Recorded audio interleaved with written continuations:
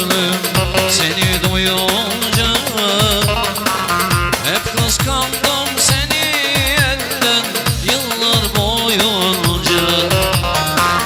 Kuşlar gibi ikimiz bir yuva kuralım. Ayırmasın Mevlam bizi ömür boyunca. Kuşlar gibi ikimiz bir yuva kuralım. Ayırmasın Mevlam bizi ömür boyunca. Aramıza kimse gelip girmesin. Ayırmasın Mevlam bizi ömür boyunca. Aramıza kimse gelip girmesin.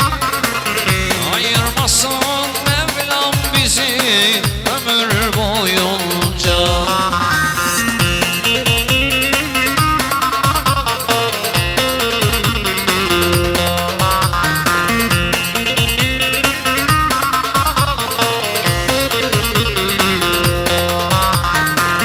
Bana cefa ediyorlar, bilmem nedendir.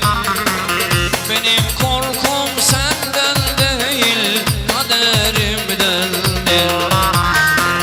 Herkes bana deli diye gülüp geçiyor.